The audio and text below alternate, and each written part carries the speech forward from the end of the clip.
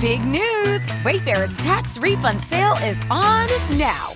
Right now through March 2nd, you can score up to 70% off furniture, decor, appliances, rugs, and more. With fast and easy shipping straight to your door. Plus, amazing flash deals. Shop Wayfair's tax refund sale now to make the most of your refund with huge savings through March 2nd at wayfair.com. Wayfair, every style, every home. It's the first time that I've been around that many Black trans women that were grown for real. Yes. Like I be about other Black trans women, but they my age and we all dumb in the club talking about boys. You know what I mean? Right. I'm in church with older bitches that's talking about God, and I'm like, oh, I didn't know that this was like possible.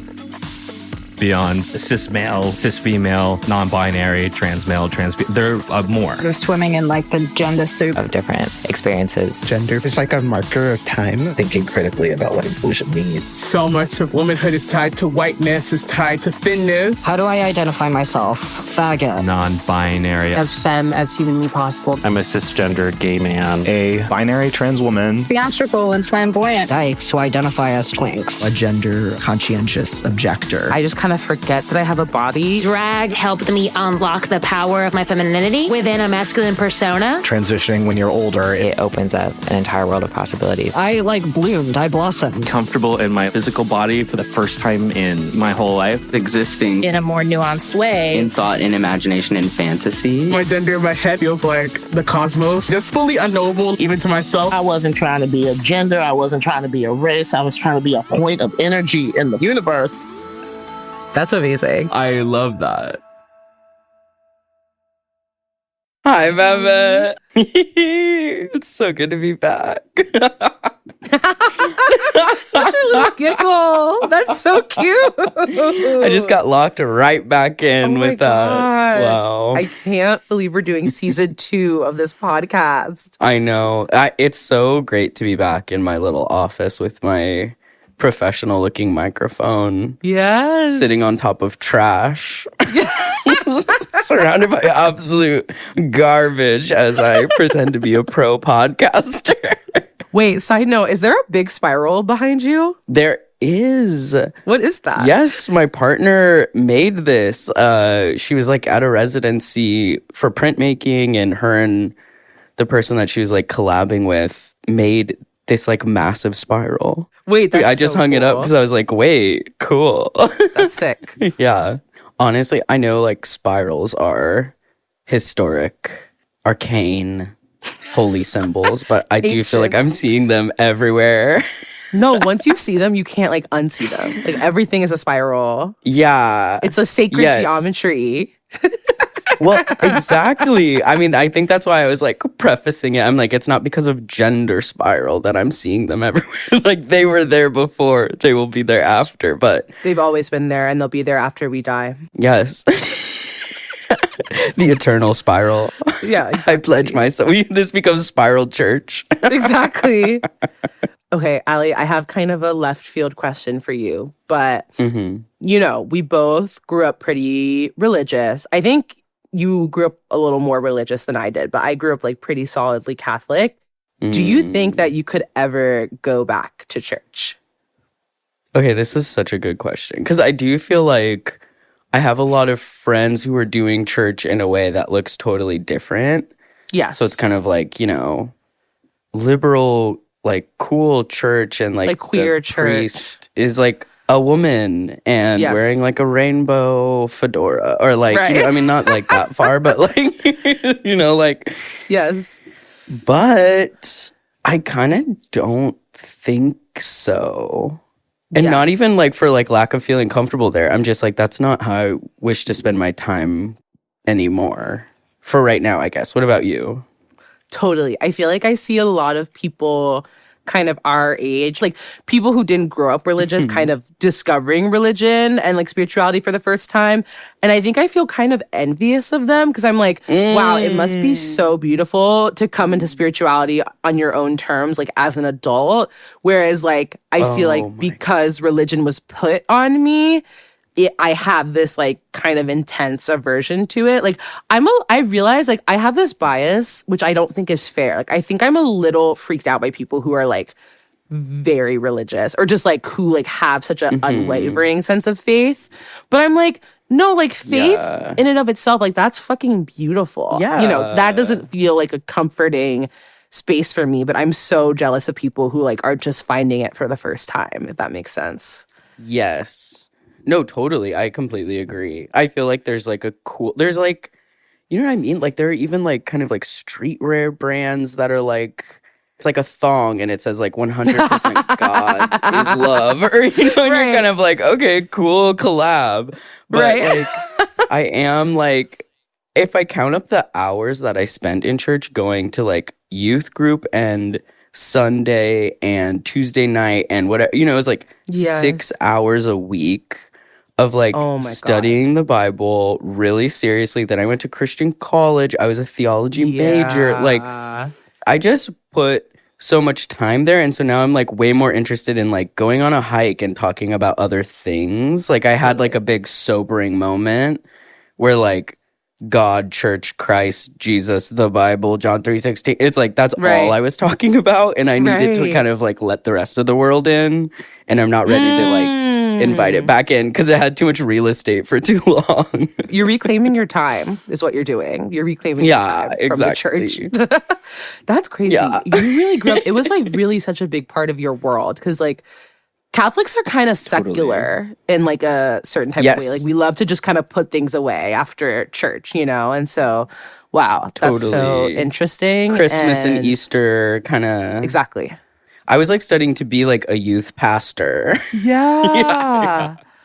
Wait, what would you say to younger, like more religious Allie if you could go back? Oh, that's such a good question. Because like so much of what I was up to, I'm still up to. Like I'm still involved in like outreach and helping and but there's no kind of like, hey, like you ultimately your soul needs to be saved like underpinning. And so I was like, I almost kind of felt like, like I felt like there was like this spiritual like good versus evil war going on and everything was really serious. So I think I would just talk to them and be like, it's not black and white. Like there isn't good and evil. It's so much more complicated than that. And that actually gives you a lot of freedom. Speaking of church and baddies who go to church. And baddies who go to church. That's the thing. There are a lot of baddies who go to church these days. And we spoke to a baddie who goes to church for this episode. Her name's Bae Davis. You may have heard her poetry or seen her work as a model on social media.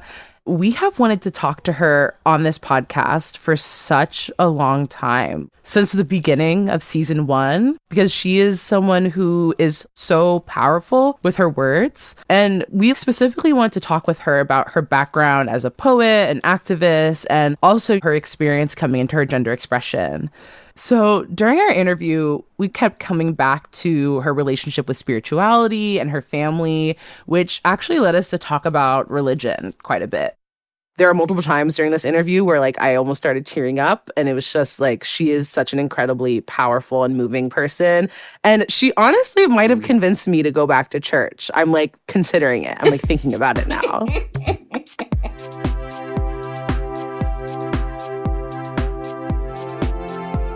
My name is Bae Davis. I use she, her pronouns. I'm 25 for the foreseeable future. I am an artist. I'm a curator. I'm a poet. I'm a model. I'm a doll all the time. Yeah. You're from LA, is that right? I am. What part of LA are you from? I'm from South Central Boots. South Central. I've lived everywhere in LA. I've definitely moved a lot.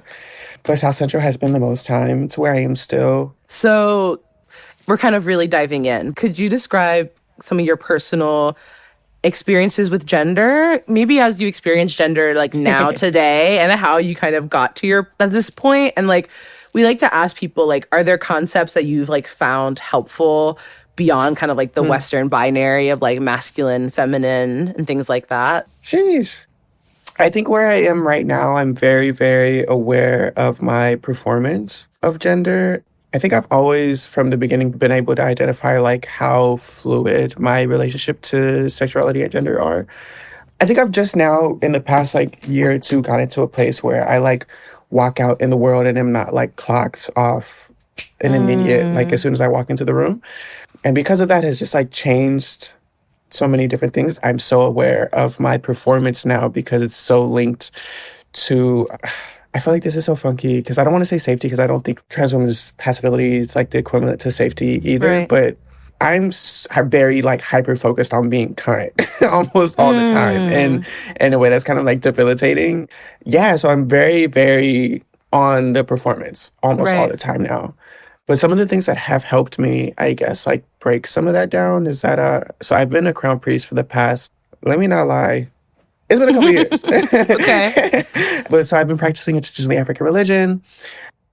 Yeah, that has really been what has changed everything. I think for a really long time, it was really hard for me to make sense of the spirituality that I grew up with. I grew up around like a lot of like brujería, like my mom like going to botanicas when I was really young. I remember watching her like work on people. I remember watching people get like possessed and being like, what the fuck is going on? Because nobody talked about it back then, you know? Right. Brujería was like not normal. Right. And then when I started practicing, I was finally able to connect all of these things to like tangible history and physical practice, you know, with like real language and tools and things that like made sense, not just of like my present, but also like my history to all of this like funky shit that nobody talks about. I guess I say that to say though that like, I think Reina de Ocha has also given me the same tools in relationship to my gender expression and my relationship to like my body and my spirit, because everything is so fluid. Like you see very fucking big husky men wearing skirts being mounted by the most feminine orisha you see in the fucking world, you know what I mean? Or even the orisha that I'm crowned to, like I'm a charo Ochalan. Ochalan is a feminine road of a traditionally like masculine orisha. That's what I feel related to the most right now, I guess. And that's what's been able to help me. That like I'm not just like some crazy girl, you know what I mean? That's like out in the world being trans. there's like real things happening, I guess, outside of myself that ground me. Because sometimes I get a little crazy, you know? Absolutely. I think feeling grounded in history and like practice can help you feel like I'm here like for a reason. There's like a history to the way that I move through the world.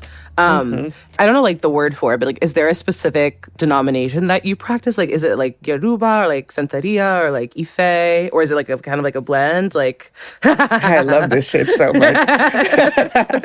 So I practice Regla de Ocha, which is also, I say Regla de Ocha because it's, sometimes I say Santeria and people get spooked and they're like, bitch, what do you be doing? And I'm like, yes, I'm elbow deep in a goat. Like, yes, yeah, like, exactly. I could break down a four-legged 40 minutes top real witches do real things. Thank you. You wasn't drinking goat blood in the back of a farm. You don't know what I've been through. Jesus Christ. But yeah, so I'm a Santera. Okay. I'm a Charo Ochanla, my Ferofun Ocha, my Ferofun, my elders, and Egun, and my ancestors. Yeah. My family has a deep history of like being crazy. Me too. Yeah, bruh, it's fucking insane. So like the furthest I can trace my lineage is to my great grandpa and great grandma. Ralph Davis, Elsie Davis, they both live in a little house in LA. So like the further all my people is like crazy LA hood bitches.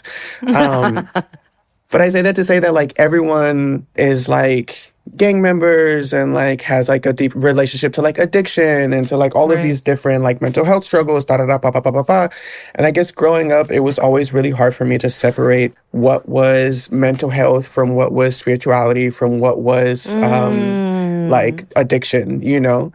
Yeah, I remember growing up and traveling between LA and TJ all the time with my mom, with like what I would call her madrina, but I don't think she called her a godmother, because my mom's not a santera. My mom's not she's not crowned or anything, but definitely like a deep relationship to like spirituality and brujería for sure. But I definitely remember like going to secretly peek behind the room that I wasn't supposed to look at and the fucking room like glowing and like candles and watching people be like fucking, you know, and just crazy shit.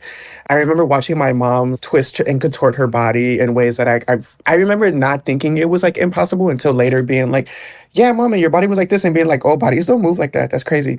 But yeah, I grew up in a time where that wasn't cute or cool or like normal. Right. So I never really talked about it. I definitely like brought it into like my play. Like I definitely was making like little covens and shit at school, you know, but yeah, that shit was confusing for a long time. And then also like, not me spilling on my tea, but like, yeah, I don't know. My mom and I at some point just kind of stopped talking about it. It just kind of became this like back burner thing.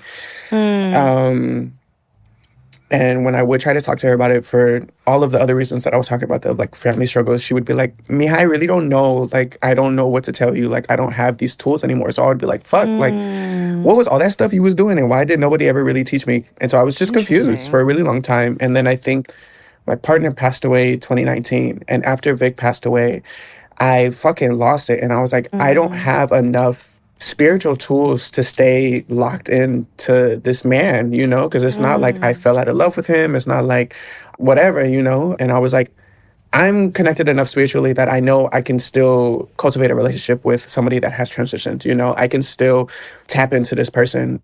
And then that's when I found Santeria and Spiritismo. I love the idea of like returning to the things that maybe your family has like either like dropped for whatever reason, like for survival, you know, and coming back to it like on your own terms. Yeah, I love that. Especially as someone, I'm thinking like we have like some similarities in the sense that like my family's also been like in Oakland for 3 generations. And so I think like something about like being in the place that your family has been and trying to tap into those histories and those forms of like knowledge that maybe they, you know, for various reasons, like, you know, didn't continue. I think that's like so beautiful. So you've also been a poet and a cultural worker for a long time. So what does being a poet mean to you? Like, and how did you first get into poetry? Bitch, all roads really lead back to my mom. God bless this lady. Yes. My mom started making me write, and like, I didn't talk for a really long time. That's a lie. I talked a lot. I didn't talk a I've always talked a lot. I don't know why I'm on here lying. I didn't talk about things that were like real. And so I remember for hours, my mom being like, what the fuck happened? What's going on? And me just like completely shutting down. And so she started making me like write poems and like making me journal. And then I remember, I'm really old, but I would come home and she would make me like record stories on like a cassette tape. I'm not old, no shade, but so no, you're not. Thank you. Right. I say cassette tape, but I feel like I'm fucking prehistoric, bitch. No, I get it. But yeah, so she would make me record stories like on a cassette tape, and that's kind of like what amplified or it sparked it. And then everything got kind of backburnered for a long time because I was like, ew, what is this like poetry stuff that my mom made me do when I was a kid, you know? And then my dad passed away in an interaction with the police 2010 or 11. Wow.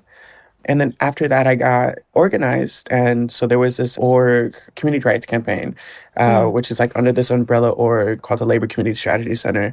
And so they would have like groups that would go out like on buses and like school campuses and street corners or whatever.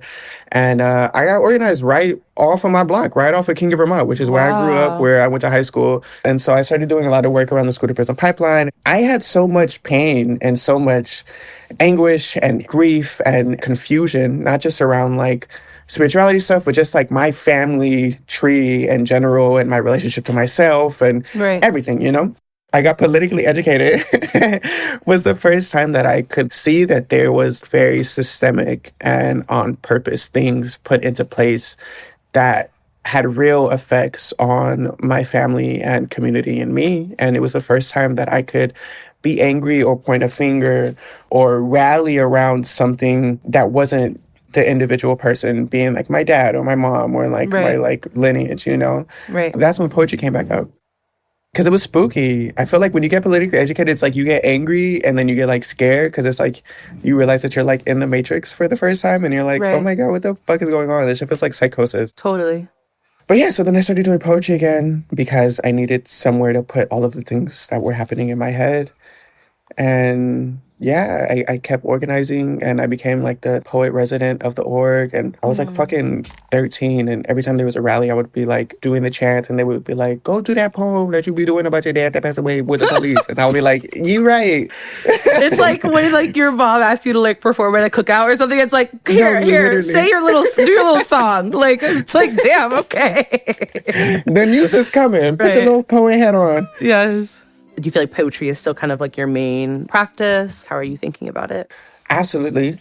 Poetry is definitely still my bread and butter. Like, I pay my rent off of performances. If I am not popping out to like a college or a place to go perform, then bitch, my bills is not paid. You know, I think going from doing liberation work and like movement work and learning it in a very specific way and then transitioning into poetry and art full time was a really hard moment for me. I think I learned organizing in such a gung-ho, grassroots, forefront, knocking on doors and going on buses and walking into classrooms and doing speeches and shit, that when I started doing art full-time, it was really hard for me to accept that art was also a role in the movement. I was so focused on being very like think, take, act, tank that I forgot about all of the other facets that we can resist in.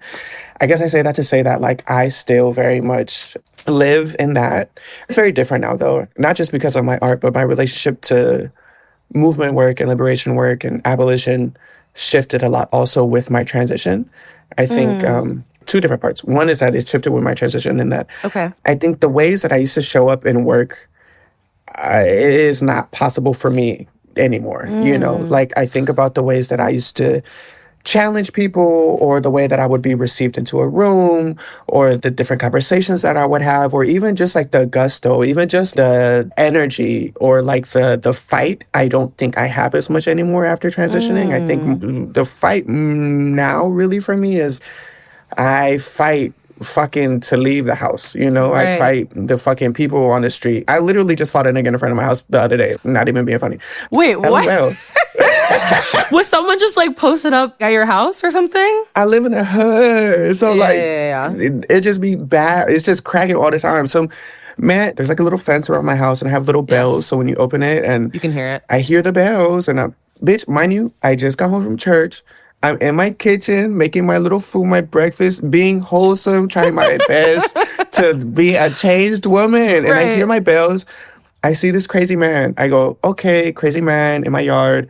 And then I go outside. He like passes out on the ground. And I'm like, hey, friend, like, I wasn't that nice maybe. But I was like, hey, friend, like, you can't kick it right here.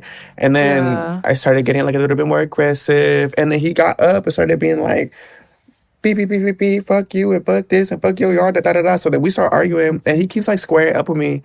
But as he's squaring up, he's like walking back and then he like left the fence. So then I'm like, okay, fine. Like you're outside of the fence. Like even you, if you were in front of my house, you on the sidewalk, that's fine. Just like don't be in my shit. Cause now I feel like I go back to making my breakfast. I'm still bothered. Obviously, why do I look? This fucking crazy man, I hear the bells. He's like going like this, breaking my fucking fence and being like, bitch, fuck you. So then from inside my house, I'm like, niggas forget they can get their ass beat. No, thank you. Niggas forget they can get their ass beat. When I tell you, hold on.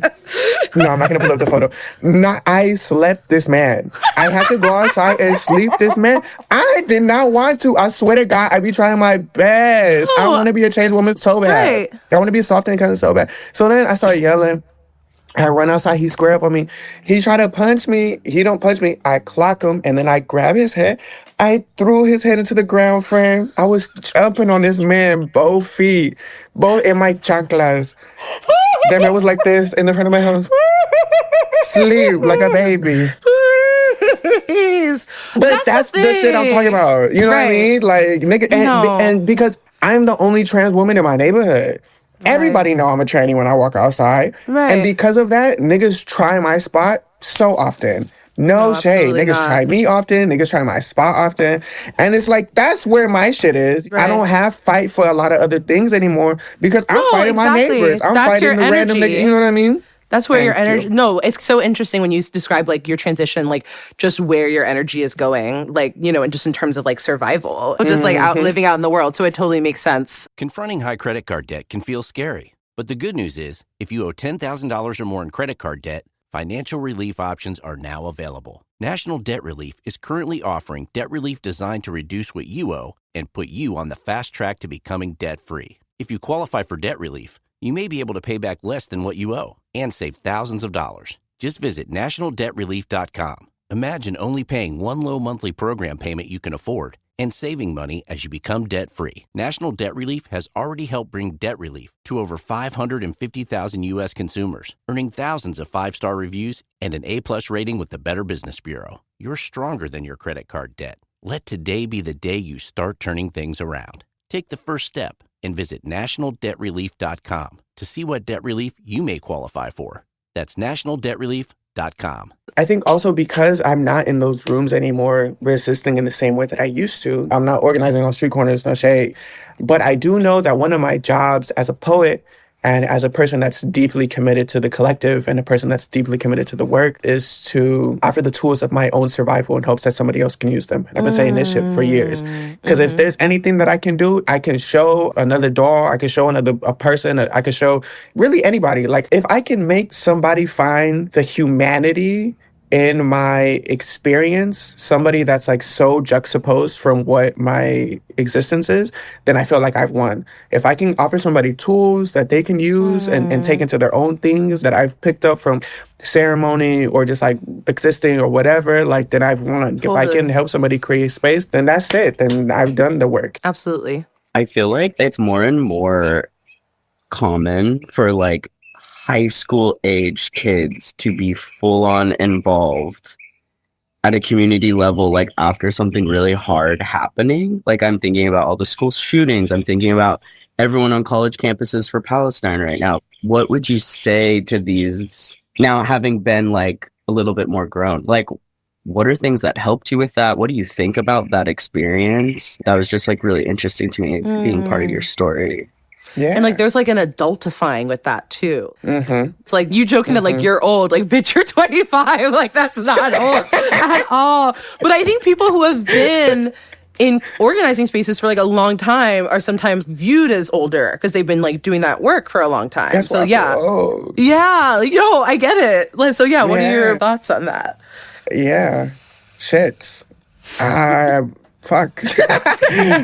I think there's like a small circle of folks that I like came up with in organizing that we were all around the same age and all started organizing when we were really young. And I think we all have a similar story of being poster child or like taken advantage of by different orgs as like inner city youth or like folks with real whatever, you know? So I guess that's really it. I guess I would want to tell somebody younger than me that's getting politically educated to be careful more than anything, because I think it's really spooky. What is it called? It's like the nonprofit complex nonprofit or something? Industrial complex or something? Yeah. And I feel like that gets real spooky real quick. And I feel like, I don't know, you're young, like, when you start learning about everything, it's so easy to get so driven because you think you could fucking save the world and change the world. And we can, no shade. But I think like I learned very early that like I probably will not see the catalyst of the work that I'm doing in my lifetime. And I think when you're young, that's hard to really grasp. You know, you're young and you think I'm gonna fucking run myself into the ground. We would go days without eating sometimes, for surviving on little fucking granola bars and like water and shit, because we were like, we're doing the fucking work. And God bless, I'm so glad that we did, and I'm so honored to have been able to do work that other folks will be able to stand on the shoulders of. But I think that's what I would want folks to remember, that you don't have to fucking exhaust yourself and martyr yourself for something, especially at such a young age. And I think that's also why the transition into doing artistry full-time was so hard for me, because I'm like, I feel like I'm not doing enough. I know how this impacts my fucking community, and I see it, and I want to be on the corner all the time, and I want to be in classrooms, and I want to be yelling, and I want to be fighting. But that shit fucked me up, bro. Like, I feel like I don't have as much fight anymore now because I fought so hard for so long. And I think that's my fear. And I think also there's a lot of adults and there's a lot of orgs that know that to be true, which is why you fucking mobilize all of these kids, because it's a bunch of little angry woke kids with a fucking fat ass energy pack in the back of their fucking chest. Yeah. It's like it's a marathon, not a sprint kind of a thing. Mm-hmm. Like life is long. Even though life is short, like life is still long. And, like, you can do the work for a really long time if you kind of take care of yourself and don't get taken advantage of. And there's so many roles. Yeah, that's really good. There's so many roles. I have a friend, actually a friend that I came up with back then. They're a fucking weed farmer now, and they like offer sustainably whatever grown weed, and like their whole premise is around the same fucking shit that I grew up on. You know what I mean? And they offer like lower prices to like black folk and all like a bunch of like really cute. Actually, they're called Black Bloom. They're in LA. Oh, cute. But I think there's just so many ways to resist, you know? There's so many different roles. There is a specialized role. Even if you are a fucking 9-to-5 worker, even if you work at fucking, I don't know where people work. I've never had a job. But even if that is what you do, like, there's a space there. You know what I mean? You around your water cooler. Like, I think every single moment is a moment to challenge and to resist and to teach and to stretch and to learn, you know? Yes. Yeah. It's not like a job, you know? You don't ever take off. It's a lifestyle. It's a full commitment. You don't take off abolition at the end of the day. You know, you don't take off community work at the end. It's like not a t-shirt. Everywhere I go, this is everything that I'm rooted in. Totally. Not me yelling. Y'all got me. Wow. No, it's so good. No, I think it's so important for people to hear though, because you know, life is long. My aunt was like a Black Panther, and so I like to look back to them as kind of a reference, realizing that like my aunt was like a kid, like she was 16 when she joined the Black Panther Party, so very, very young. And unfortunately, what happens is like a lot of Black Panthers die really prematurely. Like my aunt died at like 60. And then on top of that, also, the ones who haven't passed away are so jaded that they've become like conservative. That is what's crazy about the Black Panther Party is like Layton Brown is building this like housing complex in West Oakland. It fucking sucks. I'm like, it's not going to be affordable. And it's because you can see, I'm like, you are probably so tired from everything that you did that you're just trying to make your bag now, which is understandable. But I think you do have to like take care of yourself in the long run. Because like, I think we've seen, and for me, like the Black Panther Party is just like a case study of that, where it's like, you can become really exhausted and like it can have like real ramifications on your life. Yeah, you talked earlier about scarcity mindset, and I think that it is really rare to see like a community organizer crowdfund for something nice. That would feel insane. But you're like, why don't we crowdfund for massage gift cards for these people? Or you know what I mean? Like a really nice new couch. Everyone would be like, what are you talking about? But it's like, no, that's for longevity. Exactly. That should be more of a thing. I know for me growing up, we didn't talk about the self-care piece of the movement or like anything. Right. I definitely still feel like we're like in the beginning stages of fully understanding what self-care looks like. Yes. And how to like show up for that as a community for sure. Exactly. Yeah, totally. Yeah. I interviewed some like women of the Black Panther Party and they were like, self-care was not a thing for us. Yeah. When we were growing up. They were like, we did not do that. Scoff at self-care. No, they were like, are you I used to be one of those people. I used to be like, she wants to eat. She wants to take a break right now. Does she not know? Does she not know the state of the climate of the world that we're in? And she wants to go fucking walk to Pizza Hut? Stupid. And now I'm like, wait, but y'all, how do we get food? Like exactly. Exactly. Why is she at Yoshinoya right now? Go get her. You want a beef bowl right now? Oh, it's so funny.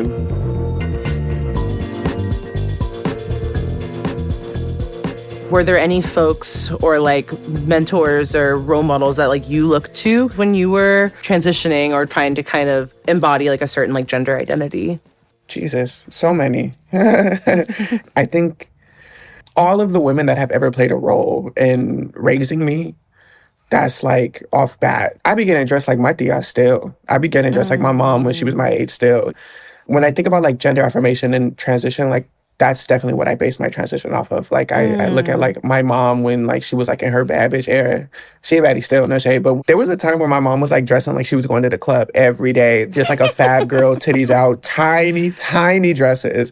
That's the woman that I'm embodying. This is like funny, but also not funny. But the first time I really saw myself like represented in media was like, no shade, like the dolls on like Maury and like bad daytime TV. Like the hood bitches that were like fighting and being like, I'm a man, Maury. Like those are the bitches that I'm like, yeah, that's me.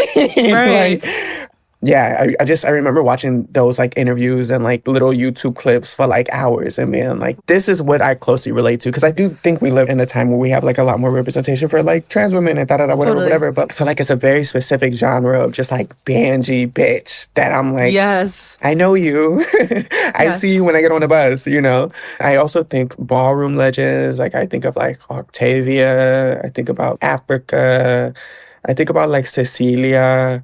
Cecilia was one of the first times that I think I met a trans elder in person and connected like very deeply. Like I remember seeing her speak for the first time and going back to my manager and being like, that's exactly what I'm trying to base my shit off of. That like gusto and like storytelling and still being fab and like the charisma and the the power, like, you know? Yeah. And I think right now where I am, so I found this started going to church. I started going to like is it Baptist? No, we're not Baptist. It's Christian. I don't know all the denominations about Christianity. I'm gonna keep it a bit. But I be in there singing and crying. But yeah, so I found this like very cute, queer, Black, and like trans church. Wow. And I be in there every Sunday now. And there's so many Black trans elders. And it's the first time that I've been around that many Black trans women that were grown for real. Like I be about other Black trans women, but they my age and we all dumb in the club talk about boys. You know what I mean? Right. I'm in church with older bitches that's talking about God. And I'm like, oh, I didn't know that this was like possible. Wow. I'd be kind of shy, so I don't like connect with them outside of church for real. Yeah. Because also, like, I don't know, spiritual spaces be a little spooky sometimes. But, like, yeah, they have, like, a really, really deep impact on me. I even, like, I'm not even going to hold you. I put on an auntie wig recently. And I wore my little auntie wig for, like, 2 weeks. I went into church, and they was like, oh, my God, you look so good. And I was like, I know. It's because of y'all. No shade. I put this auntie wig because of y'all. Little ugly bang and the little bumps. That's y'all. Yeah. Oh, that's beautiful. Allie and I did like a live show. We were talking about what kind of person like perfectly summarizes like your gender. And I literally said like, I was like a Black woman, like elderly woman in the church is literally like, that is my gender. Like she has a little white dog. She has her 401k. You know, like why the do kind they of always women. bring their dog to church? Why do bitches bring it? Not bitches. I'm so sorry. What? Oh my God. No, exactly. Like I grew up in a Black Catholic church. Oh, absolutely. It's like a little white dog, a little bison frise or something. Thank you. And no, there is something about that. Because I mean, like church, we can talk about this, but like that's like a performance in and of itself. Like oh the my God, specific type of absolutely. church dress and like the type of performance that you're giving in church is something like so beautiful and elaborate about it that I'm just like, that is so elegant. That is what I aspired to be when I grew up. Like I want my little hats that I'm taking out the plastic before I'm going to church. Like, you know, so like I totally resonate with that. That's so beautiful. I love that. How has been going back to church otherwise? Like, what's that been like for you? It's been fucking great. Oh Hell my yeah. God, it's been so great. I appreciate Christian church so much more now after African religion, after becoming a crown priest. Like now I get it. Like before I would be like, you know what it is? I think before I used to relate it to the politic, and because it was related to the politic, I was like, fuck no, there's no way I would ever, you swear to God. Now I'm like, bitch, my ancestors get lit in here. Like I know my egun love when I go to church. I know when I'm walking around my house cleaning and I'm singing gospel songs and I wake up in the morning and I'm making my coffee, and literally every morning make coffee for myself. I make coffee for all my grandparents. I make coffee for my dad. And we sit right there. I like do my little emails. We do gospel music. And I know they love that shit. I know they eat that shit up. But I also think I'm able to receive it more now because I'm engaged with my egun and because I'm engaged with my ancestors. So now I'm able to be like, oh, y'all getting free how I get free also. Wow. That's so interesting. That's beautiful. Because I think I'm still a little freaked out by church, just having grown up like so Catholic. But I do want to find a way to come back to it. And just in terms of it almost being just like a meditative space that I can just be in. I haven't figured out what that would take for me though. So that's so interesting. That's maybe what it took for you to be able to come back to it. Yeah. Oh, that's beautiful. Because I'm like, I know my grandmother would want me to go to church. Also, bitch, I need church. Because I'm not going to lie, I've spent the past fucking 3, almost 4 years in like deep ceremony. Not kicking it with nobody, not like having sex, not partying, nothing, just ceremony, just learning, practice. Wow. And I remember coming out of my like whatever and being like, am I crazy? Why am I acting like a monk, wearing white skirts, wrapping my hair, being crazy, not talking to nobody, not touching nobody? And then now that I'm in church, I like have to be close to spirit. Like I think some people grow up in church or like close to spirit or have it in their family or like whatever. I don't have a grandma that's praying for me. No shade. You know what I mean? Like I'm a crazy lady. I need to be in church. Ain't nobody praying for me. I'm praying for me. If I'm not in church, bitch, I'm gonna be in a bunch of rooms where it's real hard to find God, you know? And I think that's why I'm in church that's why I'm like a crown priest. That's why I got a big ass altar to my ancestors and all my orishas, because like I need that shit. I need God and therapy and in my family. Those spaces where you can come back to yourself, though. Totally. I get it. I really get it.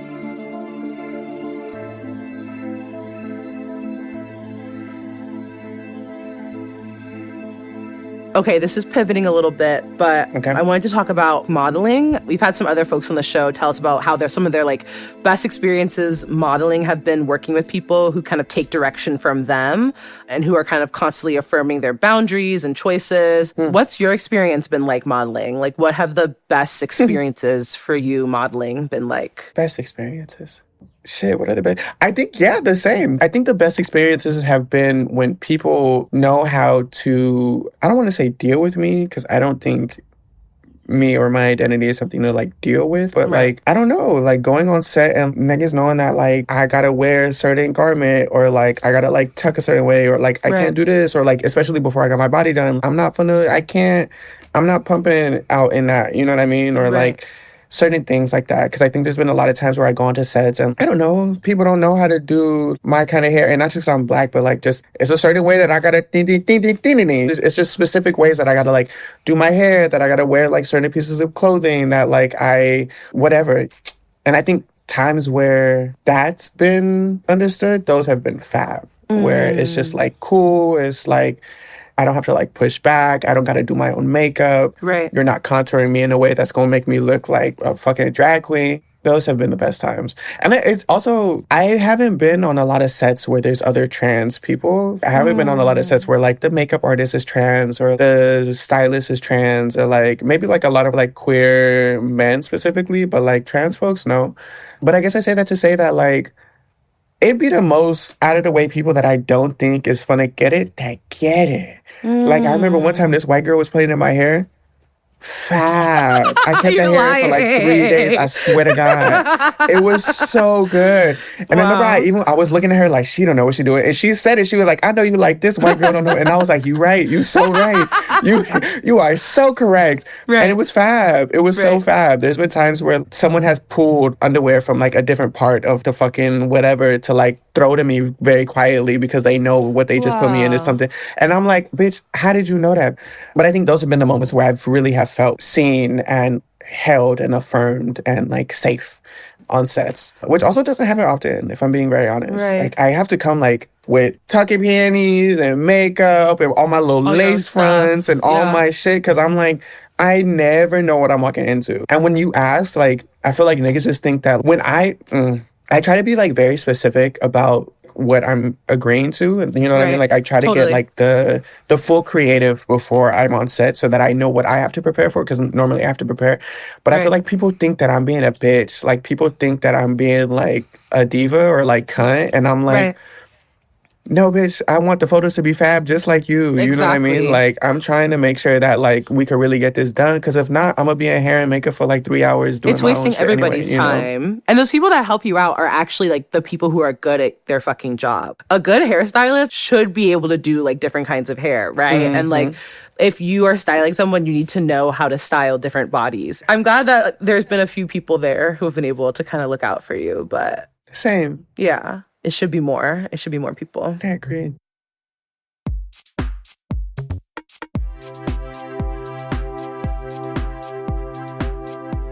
Is there anything you want to plug? Oh, I do need my porch poetry. I don't know when it's happening again. LOL. Oh, amazing. I'm not as on top of it as I should. But yeah, when it happens, come. Okay, amazing. So what's it like, multiple poets? Is it just like a show on folks' porches? Yeah. So I started doing porch poetry a really long time ago. I was like housing all of these like young queer folks, and we were like facing an eviction and getting pushed out, and area was like getting gentrified, and none of us knew how to like fight against gentrification. You know what I mean? We're all like fucking 19, 20 years old. And so we started doing porch poetry, and it was like a way to raise funds for like lawyers and like rent and all of that shit. But then also a call to be, we're still actively in our community and taking up as much space as we can while we're here. And so porch poetry is like, Deadass was doing it on my porch in front of my crib, and it's like an open mic, and we would have like features, and like sometimes we had like a band, and there's like vendors, amazing, and like food and all of that stuff. And since then it's pivoted, and so now it's shifted into like re-examining and redefining how we crowdfund for trans people and how we can do that like in a physical setting. I feel like sometimes we get that, what is it, not poverty Olympics, pain Olympics. Yeah, it's like online. Is that what you're thinking of? Just in terms of, it's like who's the most deserving, like mutual who's aid. Crying the hardest. But yeah, like I feel like I was always so aware of how uncomfortable it is to like get online and like fucking have to be so vulnerable and like divulge and like cry and like have to like justify why you need financial support as if it's something that needs to be explained. Anyways, so now the idea is that it's like the same bones. So like performances, vendors, food, features, but fundraising and like highlighting a specific person, a specific trans person, to give the funds to their like gender affirming care or like whatever their like GoFundMe or whatever they're raising funds for. Yeah, so I got funded for that gag. Period. Yeah, so hopefully it happens soon. Oh, amazing. Wow. Well, thank you so much. Yeah, thank you. This was amazing. This was so totally good. incredible. Yeah. No, this was really fun. I like this a lot.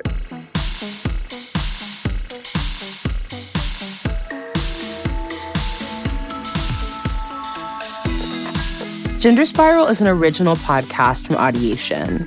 This episode was mixed by Matt Noble, and music is composed by Jasmine Green, with art by Joey Hahn and graphics by Michael Tyrone Delaney. The show is executive produced by Ireland Meacham, myself, Babette Thomas, my co-host, Allie Beardsley, and Sandy Smullins, with additional story editing from Susie Armitage.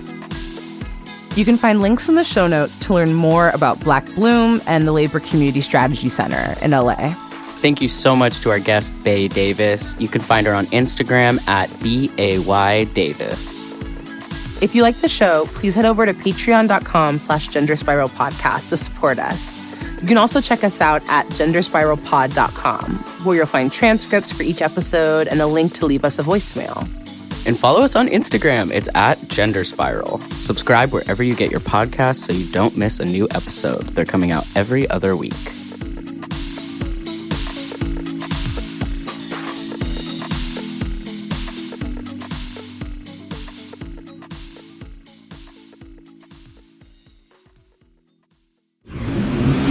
Audiation.